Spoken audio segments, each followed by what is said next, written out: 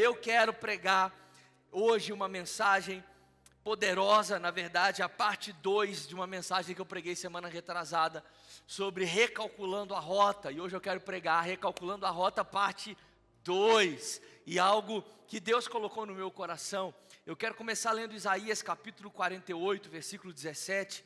E é um texto muito especial sobre confiar que Deus sabe o que é melhor para nós. Isaías capítulo 48, versículo 17, a Bíblia diz assim: assim diz o Senhor, o seu Redentor, o Santo de Israel: eu sou o Senhor, o seu Deus, que lhe ensina o que é melhor para você e que o dirige no caminho em que você deve ir. Alguém pode dar um glória a Deus pelo cuidado dele?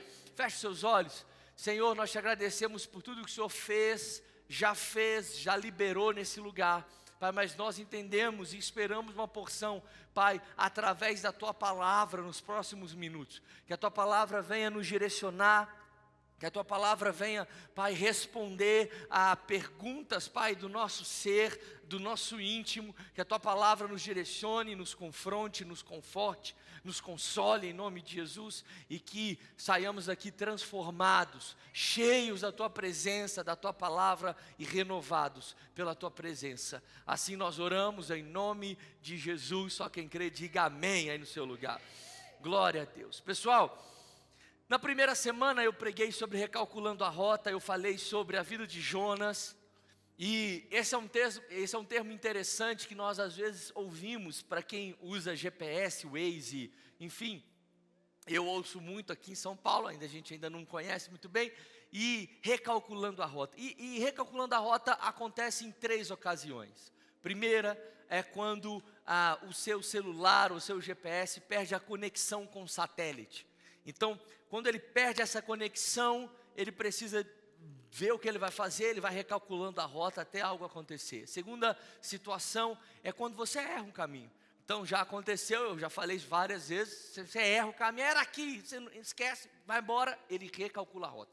Ou às vezes, quando você está seguindo o GPS, e você por vontade, por escolha, você vai numa rota diferente que ele colocou para você. E aí ele também vai recalculando a rota. E às vezes, as 3 coisas acontecem na nossa vida. Às vezes nós perdemos essa conexão com o satélite, não com o satélite, mas com o próprio Deus. Quando nós perdemos essa conexão com Deus, a gente se vê um pouco perdido. E aí quando a gente está perdido, a gente entra em lugares que não deveria. Logo, Deus vem recalculando a rota. Às vezes nós, sem querer, sem maldade, erramos algum caminho. Quem nunca tomou uma decisão errada, mas não errada intencional, mas uma decisão errada. Cara, você achou que era bom, não foi bom. Você achou que ia ser maravilhoso, não foi maravilhoso. A Bíblia fala, inclusive, sobre isso. Existem caminhos que parecem bons, que parecem que levam à vida, mas são caminhos que conduzem à morte. Às vezes nós erramos mesmo, sem maldade. Foi uma ideia errada. Mas às vezes nós erramos, sabendo que estamos errando. Às vezes nós pegamos um caminho na nossa vida que a gente sabe que não é um caminho de Deus. Nós sabemos que não é uma rota de Deus, mas ainda assim a gente pega. Em algumas dessas ocasiões nós precisamos recalcular a rota. E na parte 1 eu falei 3 coisas. Primeira, que o fato de ter várias opções não significa que tem várias opções para mim. Várias opções não significam vários caminhos. Segunda coisa, que a gente pode até tentar fugir de Deus, mas a gente nunca vai conseguir se esconder dele. Alguém dá um glória a Deus por isso? Léo, se puder melhorar o meu microfone aqui, por favor, e o teclado também. Terceiro, que quando Deus recalcula a rota, a gente volta para o lugar que a gente nunca deveria ter saído. Mas hoje eu quero pregar. Como identificar que Deus está recalculando a rota da nossa vida? Quais sinais práticos a gente tem que Deus está gritando para a gente: João, recalcula a rota. Flávio, recalcula a rota. Quando que a gente consegue sentir na pele que Deus está recalculando a rota da nossa vida? Ou às vezes Deus quer recalcular a rota da nossa vida.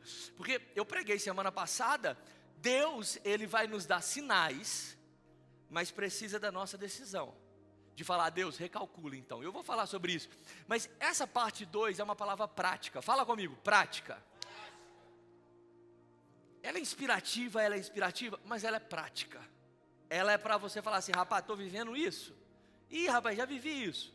Ih, meu Deus, estou vivendo tudo isso. Misericórdia, que você está muito ruim. Mas enfim, vai. Estou vivendo é uma palavra prática. Quais sinais a gente tem? Como identificar Deus agindo, recalculando a rota? E eu quero pregar em cima do mesmo texto. Eu quero ler mais uma vez a história de Jonas. Isso é maravilhoso, gente. O mesmo texto, uma mesma história, com perspectivas diferentes, com perspectivas novas, com formas novas de Deus agir. Às vezes na nossa vida a gente já conhece um texto bíblico, a gente não lê ele mais, porque a gente fala que a gente já conhece. Talvez o texto que você mais conhece seja Salmo 23, e é o texto que você menos medita, Salmo 23. Porque a nossa ideia é, não, eu já conheço ele, o Senhor é meu pastor, nada. Existem segredos naquilo que a gente já conhece. Eu quero ler de novo esse texto de Jonas. Jonas capítulo 1, versículo 1 até o versículo 3. Vamos lembrar. A Bíblia diz assim, a palavra do Senhor veio a Jonas. Jonas, vá depressa à cidade de Nínive e pregue contra ela, porque a sua maldade subiu até a minha presença. Mas Jonas fugiu da presença do Senhor. Jonas fez o que, gente? Fugiu. Ele foi para Tarsis. Ele desceu à cidade de Jope, pegou um navio, um barco que se destinava àquele porto. Depois de pagar passagem, embarcou para Tarsis, para fugir do Senhor. Para fugir do caminho que Deus tinha proposto, Jonas pega o caminho oposto. E quando ele entra no navio, quando o navio sai do porto, os sinais começam. Pastor, quais sinais eu posso ter na minha vida que Deus quer mudar uma rota? E eu vou repetir e lembrar você. Às vezes é mudar uma rota, a rota de uma área da sua vida, não é toda a sua vida. É mudar de uma área, a sua vida profissional. Deus precisa recalcular essa rota. A forma como você leva a sua vida emocional, seus sentimentos, Deus quer mudar essa rota. A forma como você leva a sua vida ministerial, Deus quer mudar essa rota. Então a gente precisa abrir a nossa mente para ouvir isso. No versículo 4 desse mesmo capítulo 1, a Bíblia diz assim: o Senhor, porém, fez soprar um forte vento sobre o mar, e caiu uma tempestade tão violenta que o barco estava prestes a se arrebentar. Jonas entra no barco, o barco da fuga. Vou lembrar você, o barco não foi um escape, o barco foi uma fuga para Jonas. E às vezes a gente insiste em chamar de escape, o que na verdade está sendo uma fuga. A gente tem que ter cuidado com isso. A Bíblia diz que Jonas, ele entrou no barco. Quando o barco vai em alto mar, a Bíblia diz que Deus faz soprar uma tempestade. A Bíblia diz que Deus faz soprar um vento forte. Esse vento forte faz uma forte tempestade. A gente tem mania, e eu falei isso na primeira semana, eu quero lembrar você, de chamar toda tempestade de ação do diabo. A gente tem mania de chamar todo problema de a fúria do diabo. A gente está no meio de uma tempestade e o culpado é quem? O diabo. E realmente existem tempestades que nós precisamos acalmá-las. A Bíblia diz que Jesus acalmou uma tempestade. E por que Jesus acalmou aquela tempestade? Porque aquela tempestade não vinha de Deus. Se a tempestade que Jesus enfrentou no barco viesse de Deus, Jesus nunca iria repreender algo que o próprio Pai tinha enviado. Então a tempestade que Jesus enfrentou não era do Pai. Ele repreende a tempestade e se aquieta. Mas nessa história a gente enxerga uma tempestade que o próprio Deus enviou. Ou seja, a Bíblia não diz que ela veio do nada. A Bíblia explica, foi Deus que enviou. Ela foi uma tempestade inesperada. Como qualquer meio hoje de transporte, de locomoção, as condições para isso são essenciais. Não sei se você já teve a experiência de estar num avião, de estar no aeroporto e o avião não decolar porque as condições climáticas não eram favoráveis. Quando a gente identifica um problema, a gente não entra nisso. Então o avião ele nem decola. Quando provavelmente um navio vê uma tempestade, ele não sai. Tem um nome de navio quando sai, como é que chama? Zarpa? Zarpar? É isso mesmo? Tem certeza? O navio não zarpa. Bonito. O navio não zarpa do porto, que fala? Zarpa do porto? Zarpar. Mas quando ele sai do porto, como é que chama? Sai do porto. É zarpar, tá bom. Já entendi, não precisa repetir.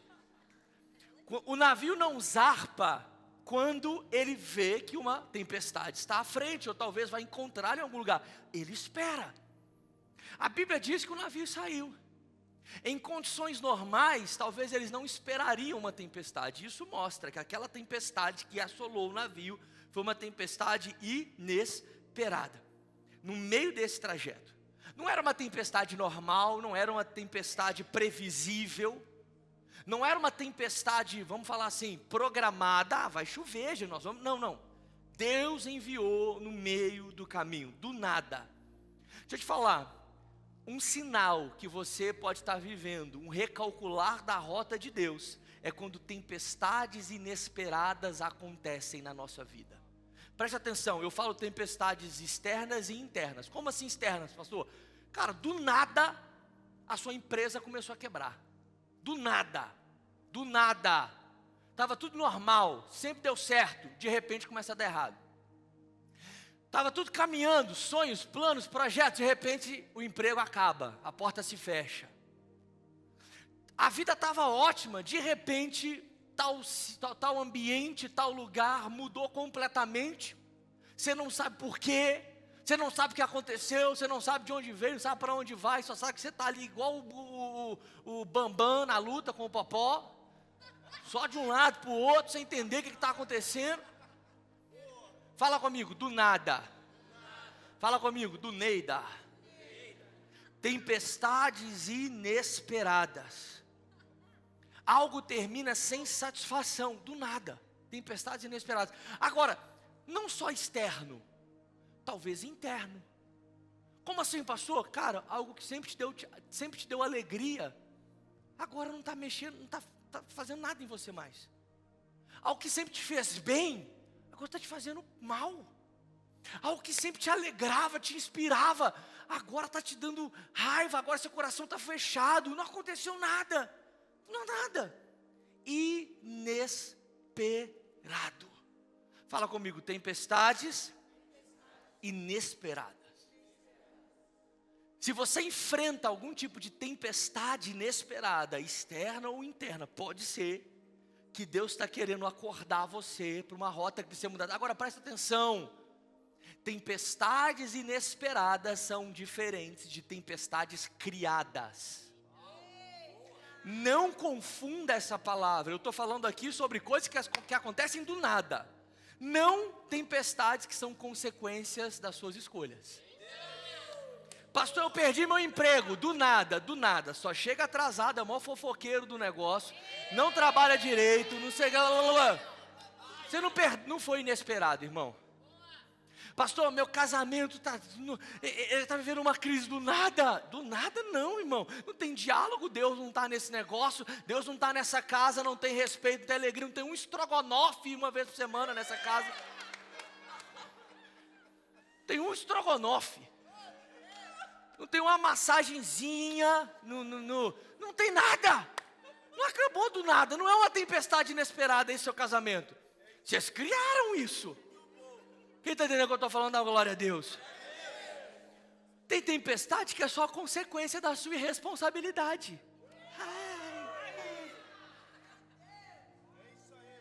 Eu estou falando de tempestades inesperadas, aonde a razão é uma rota geral, não onde a razão é uma irresponsabilidade pontual. Entenda o que eu estou falando?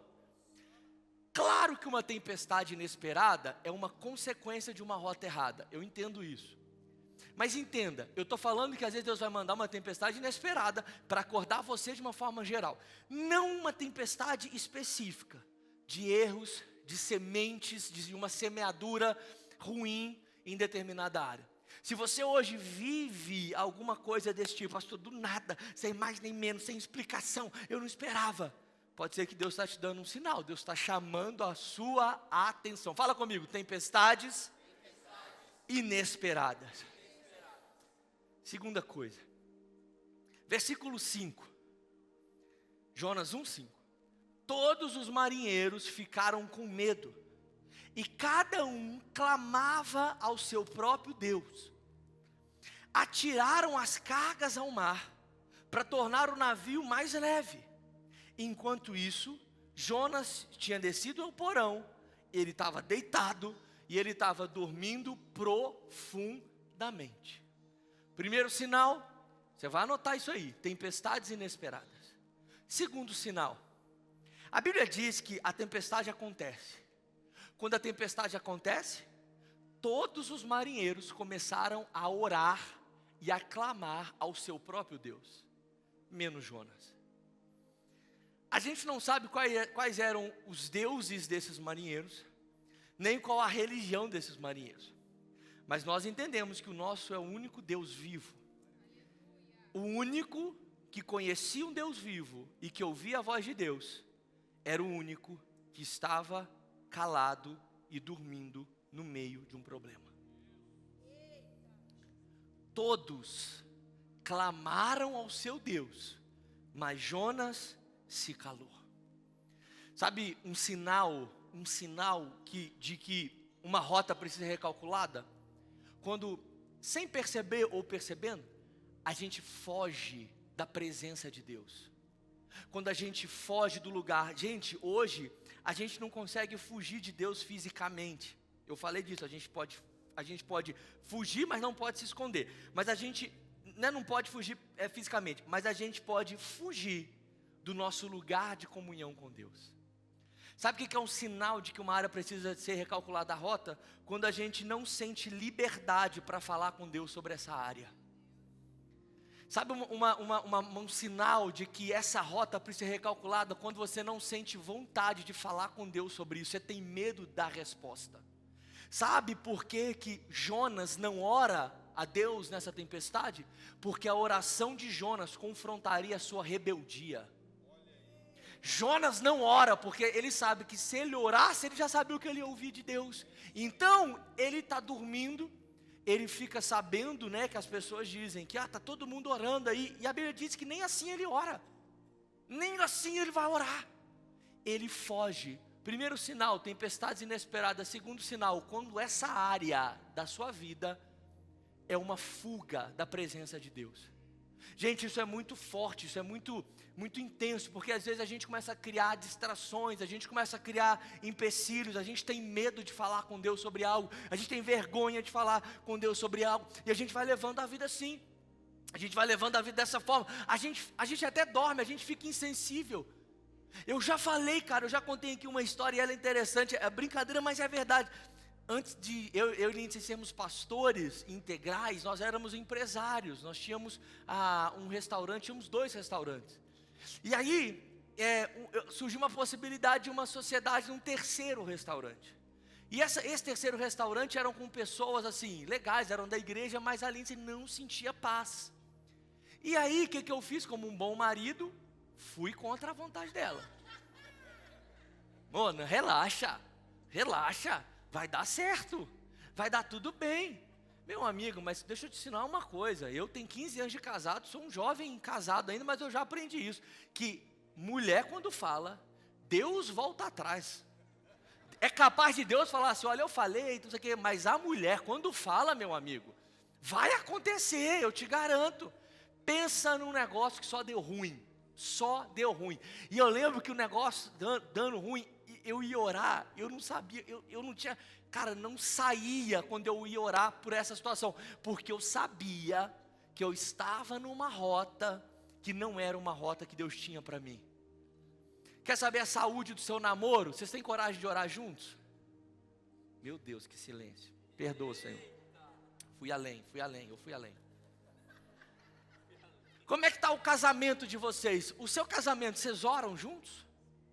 Vocês têm liberdade para orar juntos? Você tem liberdade, irmão, de chegar na sua empresa? Para quem é empresário, prestador de serviço, quem é dono do seu negócio? Você tem liberdade de chegar, juntar seu um colaborador, seus 15, seus 100 colaboradores, não sei, e falar assim, Deus é o Senhor desse negócio aqui, vamos orar todo mundo. Você tem liberdade para fazer isso? Se você tem, irmão, está tudo bem. Agora, se você fica constrangido, tem algum problema nisso. Se você chama sua família, seus amigos e fala assim, vamos, eu quero orar por vocês, e você fica constrangido de fazer isso, tem alguma coisa errada. Você tem vergonha, sua vida não condiz com a sua fé, o que está acontecendo? Mas uma rota precisa ser realinhada. Toda área que você foge, irmão, pode ser uma área que precisa ser realinhada. Guarda isso em nome de Jesus. As áreas que você não tem liberdade com Deus são as áreas que estão aprisionando o seu futuro. As áreas que você não tem liberdade para falar assim, Deus, entra nisso aqui, mexe nisso aqui, fala com isso aqui. Se você não tem essa liberdade, eu garanto, essa área está prendendo você. Está sendo um peso para você. Primeira coisa, tempestades inesperadas. Segundo sinal, fuga em determinada área. Terceira coisa, eu falei com uma palavra prática. Versículo 6 de Jonas capítulo 1. A Bíblia diz assim: o capitão então dirigiu-se a Jonas e falou assim: Jonas, como é que você pode ficar aí dormindo? Levante-se e clame ao seu Deus. Talvez ele pense em nós e assim não morreremos. Olha só. A fuga de Jonas estava colocando em risco a vida de pessoas que não tinham nada a ver com a escolha dele. Sabe um sinal quando uma rota precisa ser recalculada? Quando não existe mais compaixão e empatia dentro do seu coração. Jonas não se importava que inocentes morressem só porque ele estava fugindo de Deus. Jonas, ele estava tentando levar, mesmo que todo barco morresse ou todo barco estivesse em risco, porque ele estava fugindo de Deus. Cara, e eu quero falar com muito amor com você. Se a sua rota hoje está colocando pessoas em risco, recalcule agora. Se a sua rota está colocando sua família em risco, recalcule agora. Se a sua rota está colocando em risco a sua saúde emocional, recalcule agora. Se a sua rota está colocando a sua vida espiritual em risco, recalcule agora. Está aqui 2 anos orando por um emprego, agora ganhou o emprego, não dá mais para vir à igreja. 10 anos orando por uma namorada, por um casamento, agora que conseguiu, não tem tempo de vir mais na igreja. E eu falo igreja, gente, eu falo Deus. Irmão, recalcule agora tudo aquilo que coloca em risco que é a promessa de Deus para você. Se a sua rota matou a sua compaixão pelo próximo e por você mesmo, você precisa recalcular agora. O nosso caminho, a nossa rota precisa trazer paz, precisa trazer alegria, precisa trazer Deus para a vida das pessoas. Recalcule agora em nome de Jesus. Terceiro sinal. Quarto sinal.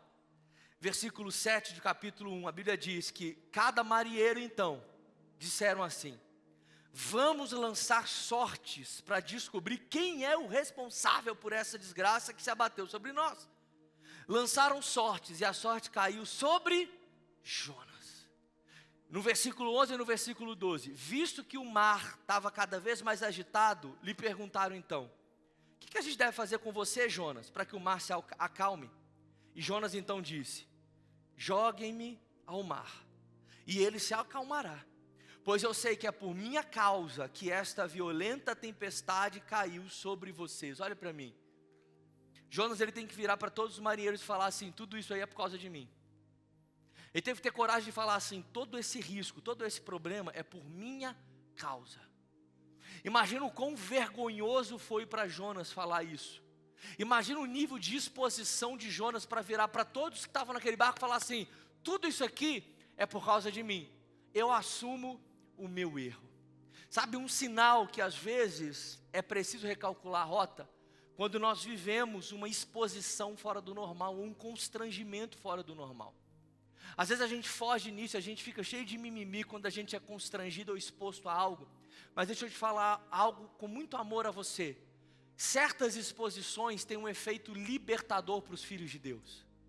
Jonas, ele se expôs, e quando ele se expôs, naquela hora ele assumiu o erro dele. Ele acordou, falou assim: realmente, olha o problema que eu estou trazendo para esse lugar. Às vezes a gente quer guardar muito a nossa imagem, e nessa ânsia de guardar a nossa imagem, a nossa reputação, a gente perde o nosso propósito. A gente perde a nossa promessa. A gente atrasa a nossa promessa, porque a gente não quer se expor. A gente não quer virar para alguém e falar assim: cara, eu peguei a rota errada, me perdoa. Eu achei isso de você, mas eu estou vendo que eu estou errado. Eu quero me expor aqui a você. Eu passo vergonha, não tem problema, eu quero te pedir perdão. Eu pensei errado, eu julguei você errado.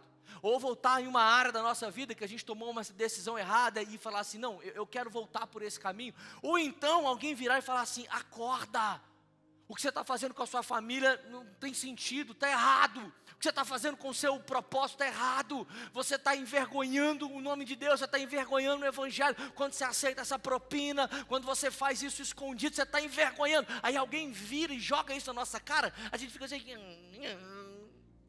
cara, aparta-te de mim, Satanás. Não! Certas exposições têm um efeito libertador para os filhos de Deus. E quando isso acontecer, irmão, deixa eu te dar uma dica, não tenta se explicar não. Não tenta ficar se justificando não, não se faz de vítima não. Jonas aqui não ficou se fazendo de vítima, ele aceitou o problema, é por minha causa. Eu sou o culpado, pode me jogar no mar.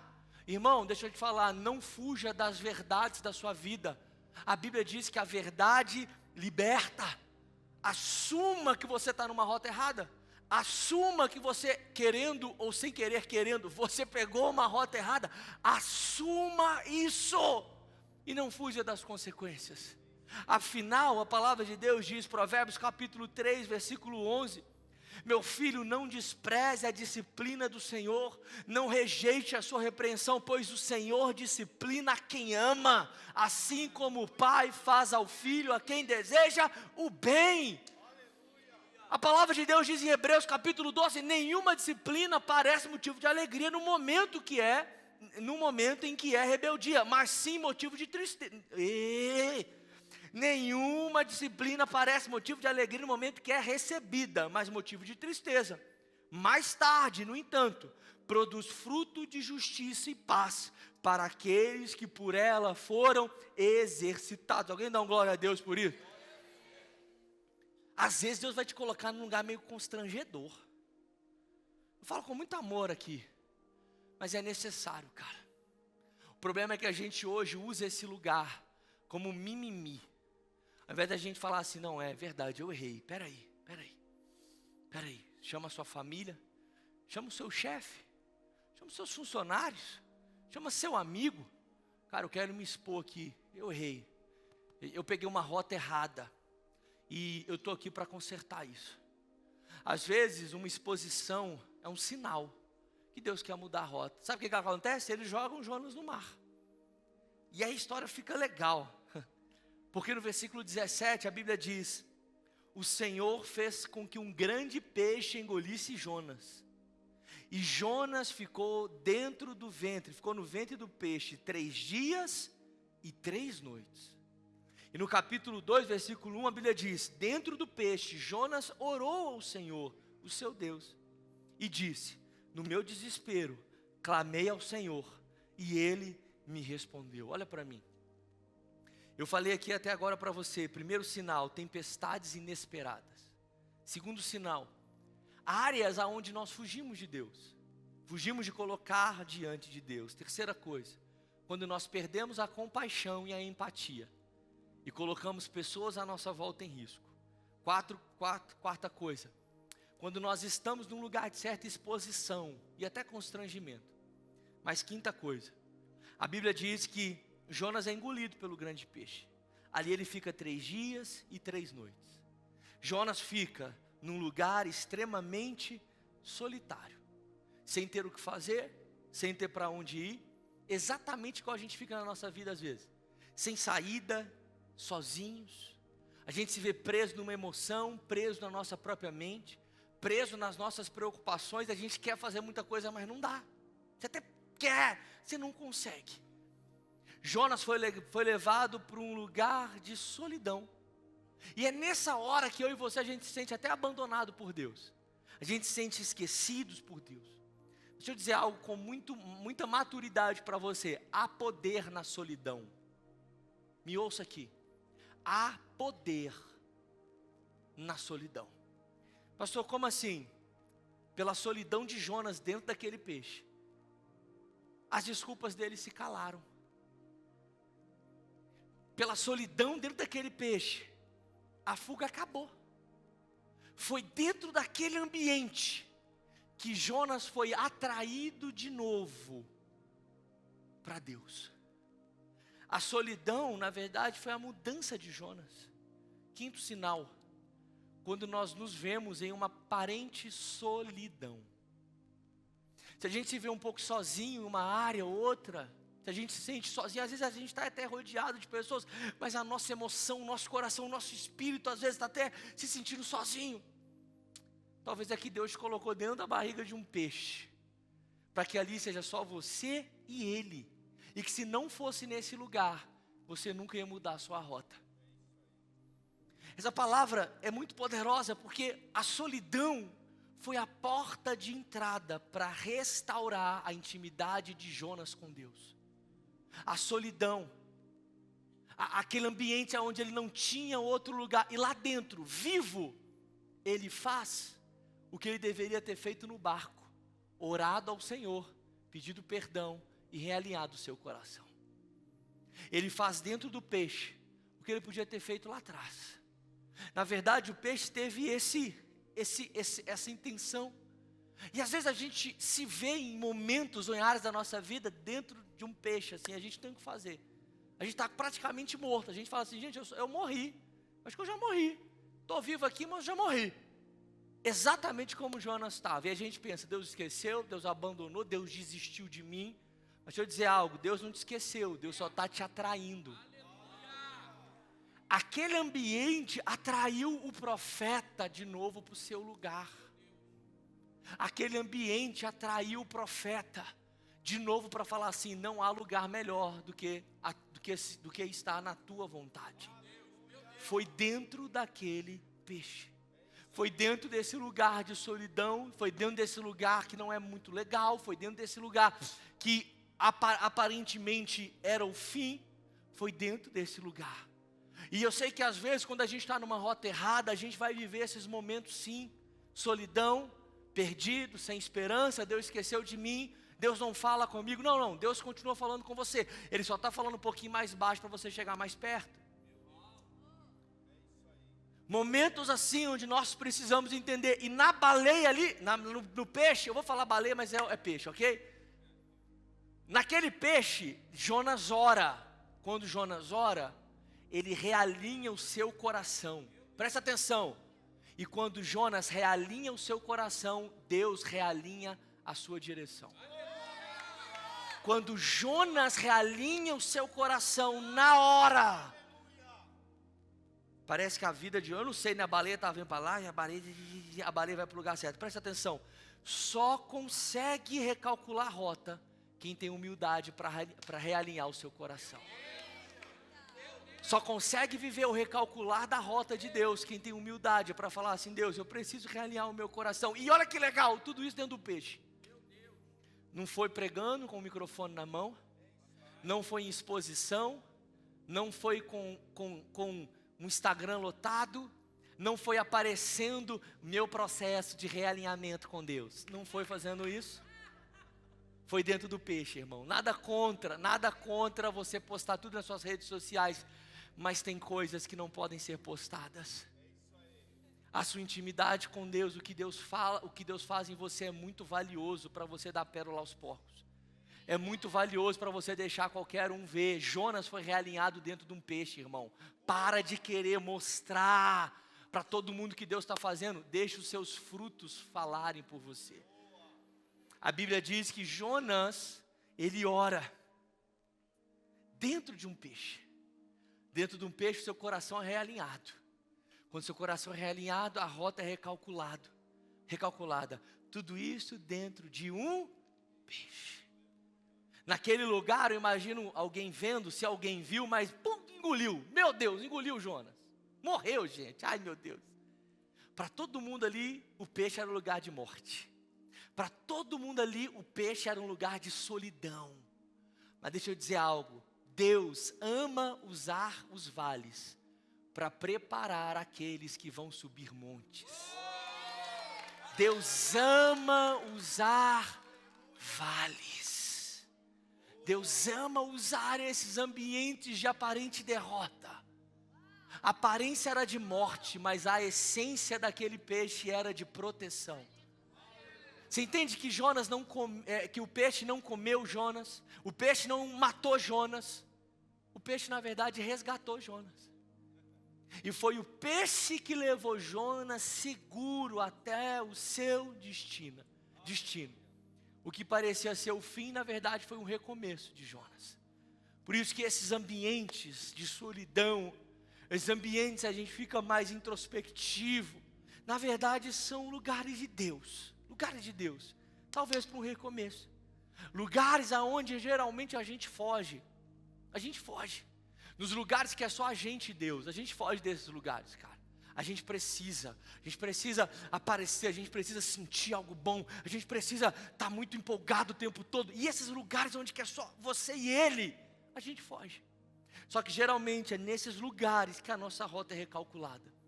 Se você ler o capítulo 2 de Jonas, dentro do peixe, do versículo 2 até o versículo 9, é a oração de Jonas. E a oração de Jonas é maravilhosa. É uma oração de, cara, o que eu estava fazendo? Deus, eu não quero sair desse lugar. Jonas ali, ele vai realinhando. Jonas pede perdão. Jonas realinha os seus princípios. Jonas tem sua rota recalculada. E a Bíblia diz no versículo 10, Jonas 2:10, que depois que Jonas acaba de orar, a Bíblia diz assim: então o Senhor deu ordens ao peixe, e ele vomitou Jonas em terra firme. Deus ordena que o peixe vomitasse Jonas. Deus deu o comando, mas quem definiu o tempo foi Jonas. Será que se Jonas demorasse 3 dias para fazer tudo isso, ele precisava ficar ali 3 dias? Eu sei que 3 dias da baleia de Jonas, Jesus inclusive fala sobre isso no livro de Mateus, tem uma referência ao próprio Jesus na sua morte e ressurreição. Eu sei disso, mas vamos humanizar isso, vamos aplicar isso. Será que Jonas precisaria ter ficado 3 dias? Quantos dias será que você já está dentro desse peixe? Deus está doido, é ótimo. Eu tenho certeza que o coração de Deus é ansiar para você logo viver a sua rota. Mas depende da gente. Deus dá o comando, mas quem define o tempo sou eu e você. Pastor, quanto tempo? O tempo que a gente gastar para realinhar o nosso coração. O tempo depende do seu senso de urgência em falar assim: Deus, realinha o meu coração, realinha a minha rota, realinha a minha pureza, realinha a minha espiritualidade, realinha Deus, eu quero isso, doa quem doer. Doa quem doer. Pode ferir o meu orgulho, pode ferir meu status, pode ferir qualquer coisa, mas eu quero realinhar essa rota hoje. Vou te dar uma palavra: realinha o seu coração hoje, Deus recalcular a sua rota amanhã. Realinha hoje o seu coração. Você vai ver hoje ainda Deus começando a recalcular a sua rota. Jonas foi cuspido já no lugar mais próximo ao seu destino. Eu falei isso semana passada. Ele ainda teve que andar 200 quilômetros para chegar até a cidade que ele tinha que ir. Mas eu tenho certeza que quando a gente realinha o nosso coração, Deus vai nos colocando em lugares, em formas, em ambientes muito mais próximo do nosso destino do que aquele que nós estávamos. E posso te dar uma palavra profética em nome de Jesus? Algo acontece quando a gente realinha o nosso coração e Deus recalcula a nossa rota. Eu não posso encerrar essa palavra sem trazer à memória o que Jesus nos ensinou através da parábola daquele que pegou os seus bens, daquele jovem que pegou os seus bens e gastou tudo. E aí ele percebeu que ele tinha que recalcular a sua rota. O filho pródigo. Lucas capítulo 15, versículo 14, se eu não me engano, até o versículo 24, é essa história. É um filho que virou para o pai e falou assim: pai, vende a minha parte aí, me dá a minha herança, eu quero viver a minha vida. A Bíblia diz que ele pega tudo, ele viaja, ele perde, ele gasta, e ele vive uma vida vergonhosa. A Bíblia diz que ele chega a comer comida dos porcos. Sinal de uma rota recalculada, exposição. Se a gente olhar essa história, tudo que eu falei a gente consegue aplicar no filho pródigo, que isso é super interessante. Mas a Bíblia diz que quando esse filho chega no ápice da vergonha, a Bíblia diz assim, versículo 17, caindo em si, ele disse: eu preciso recalcular minha rota. Quantos empregados do meu pai têm comida com fartura? Lucas 15, 17, mídia. Quantos empregados do meu pai têm comida com fartura e eu aqui morrendo de fome? Eu vou me levantar, eu vou voltar para o meu pai e eu vou dizer a ele: pai, pequei contra o céu, pequei contra ti, eu já não sou digno de ser chamado de seu filho, me trata como um dos seus empregados. A seguir ele se levanta e foi para o seu pai. Ele ainda estava longe, quando o pai o viu, o qual, movido por compaixão, correu, abraçou seu filho fortemente e o beijou. O filho então disse: pai, pequei contra o céu, pequei contra o Senhor, não sou mais digno de ser chamado teu filho. Contudo, o pai disse aos teus servos: depressa, tragam a melhor roupa, vistam nele, coloquem nele um anel no dedo e calçados nos seus pés. Tragam um novilho gordo, vamos matar, vamos comer, vamos festejar, pois o meu filho estava morto e voltou à vida, ele estava perdido e foi achado. Então começaram a festejar o seu regresso. Essa é uma história clássica de uma rota recalculada. Pastor, o que acontece quando uma rota é recalculada? É exatamente o que aconteceu com esse filho. A Bíblia diz que ele diz: pai, eu sou errado, eu não sou mais digno de nada, eu só quero sobreviver aqui. O pai nem responde o filho. O pai toma uma atitude. E o pai fala assim: eu vou trocar a sua roupa, eu vou te dar um anel, eu vou colocar uma sandália nos seus pés. Pastor, o que acontece quando eu recalculo minha rota? O que acontece quando eu realinho meu coração, Deus recalcula a minha rota? O que acontece quando eu volto para esse lugar? É exatamente isso. Uma rota recalculada é marcada por um ambiente e um tempo de restituição. A Bíblia diz que o pai troca a roupa do seu filho. Em toda a palavra a gente percebe o poder das vestes, novas vestes. E novas vestes sempre fala de um ambiente, vestes brancas, novas vestes sempre fala de um novo tempo. Novas vestes sempre fala de uma nova estação. Então o pai estava falando assim: filho, tira essas vestes velhas, tira essas vestes de rebeldia, tira essas vestes de sofrimento, e eu vou te dar novas vestes a partir de agora. Quem tem coragem de realinhar o seu coração, para que Deus recalcule a sua rota, começa a ter novas vestes, vestes limpas, esquece do passado, começa a olhar para aquilo que está adiante, afinal você tem novas vestes. Mas o pai não só troca as vestes, o pai coloca um calçado no seu filho. Naquela cultura, escravos andavam descalços, filhos andavam calçados. Quando o pai coloca o calçado no filho, fala assim: você continua sendo meu filho. Você pode achar que a sua vida vai ser só de sobrevivência, não, mas você é meu filho. Quando nós realinhamos o nosso coração, Deus recalcula a nossa rota, nós voltamos a viver como filhos de Deus. E eu falo filhos de Deus, eu falo amados, eu falo restaurados, eu falo justificados, eu falo livres. Uma rota recalculada é uma filiação restaurada. Mas ele também fala: coloquem um anel no dedo dele. Naquela cultura, e a gente consegue perceber claramente, por exemplo, em Gênesis, quando o faraó, quando José vai ter autoridade, ele coloca um anel. Anel selava documentos. Anel assinava a realidade, porque anel era a autoridade. Anel carregava quem você era, e ali você podia mostrar e falar para quem, o que quer que seja a situação que você estava. Então quando ele fala: devolva o anel a ele, o pai está falando: eu restituo a autoridade que você tem. Sabe por quê? Uma rota errada tira a nossa autoridade. A gente se sente envergonhado, os nossos frutos nos envergonham. Mas quando a gente realinha o nosso coração, Deus recalcula a nossa rota, Deus restitui, restaura a nossa autoridade de filho, a autoridade que nós temos no nome de Jesus.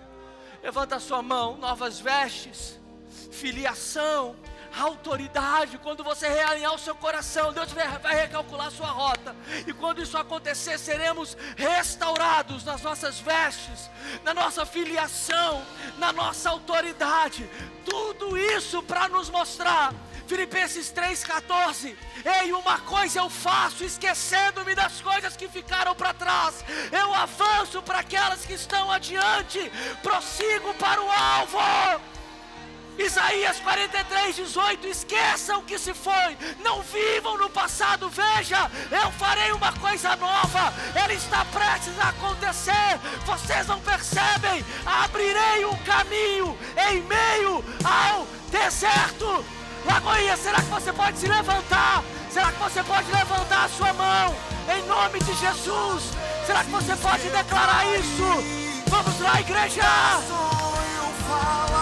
Não interessa onde você for, é tempo de voltar. Aleluia.